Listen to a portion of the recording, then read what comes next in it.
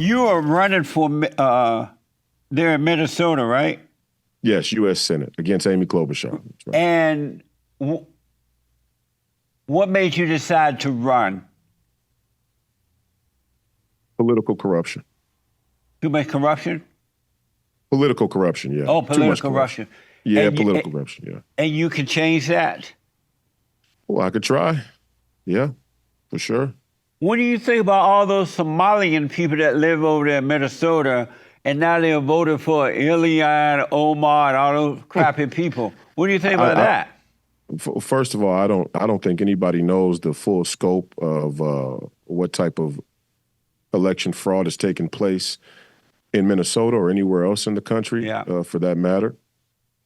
I'm not so convinced that all the Somalians they say are voting for Ilhan Omar are actually voting for Ilhan Omar. In fact, two things can't be true. We can't say that ballot harvesting is this huge phenomenon in a place like Minneapolis and say that all the Somalis have this devout support of Ilhan. We don't actually know that. Yeah. Same thing goes with the black community. We assume that black people vote Democrat, but who's counting? I'm not so sure. And I'm not saying that black people don't vote Democrat overwhelmingly. What I'm saying is there's a lot of margin in there and blur in terms of who's counting and what the narrative is about how people vote. So my experience here, and you got to remember the Somalian immigration to Minnesota stems all the way back to George Bush Jr. So they've been here for a long time. I was born in '91. When I was born and started going to grade school, a lot of the Somalis were already here. I went to school with them.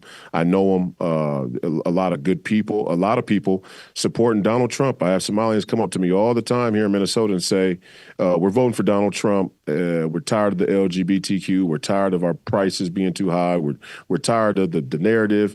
So I don't think there's a real consensus in the Somali community about a person like Ilhan Omar. In fact, I'd say she's probably more disliked than she is liked if I had to guess. Amazing, right on. And why should people vote for you? Well, you can vote for the status quo. I mean, if you like it, if you like how things are going, you think that the country is fine, then by all means, vote for the same people who have been there the whole time. Amy Klobuchar is going into her fourth term, it would be. She's been in 18 years, since 2006, and she's the most dangerous political prototype in the country. She smiles and waves, and she has this, this local name. Her father was a very famous sports journalist for the local Star Tribune newspaper. She was a lead prosecutor in Hennepin County. People see her as highly competent, and she goes to the cookie bakes, acts like she's doing retail politics, and she stabs you in the back as soon as she gets a chance. She sells you out. She raises the debt ceiling, continues resolutions, and keeps stealing from the American people. So I'm definitely not cut from that cloth. So. And you're a Republican? Yeah, I'm the Republican nominee in Minnesota. And have you always been Republican, or were you a Democrat at one time? I was never a Democrat. I would say I was probably more apolitical than anything. But I grew up a Catholic, so I guess when I was growing up, I didn't know enough about the political parties, or I guess I missed that Christianity and Catholicism had become such a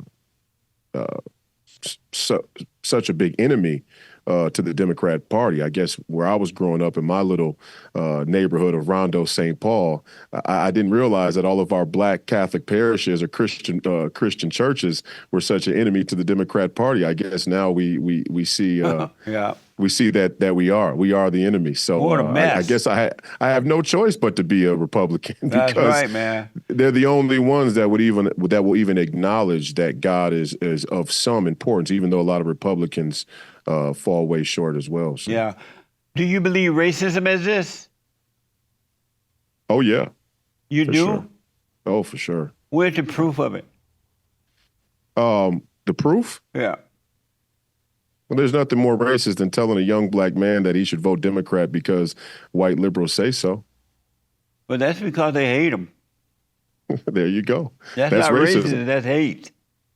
Yeah, well, now I'd actually say the greatest example of racism in this country today is that white liberal women have painted white men to be the bane of black people's existence, and white women overwhelmingly or are disproportionately represented in K through 12 education. 75% of the K through 12 teachers in our country are white liberal women. So they are fundamentally categorically responsible for the miseducation and undereducation of our black communities. Yet they walk around like they like they're beyond reproach. Amazing. God said that our battle is a spiritual battle, a warfare between Yes. good and evil. We wrestle Yes. not against flesh and blood, but against spirits and wickedness in high places. And if God said that is spiritual, why do you say is physical? Oh, I don't think it's only physical. I would agree that it's spiritual for sure.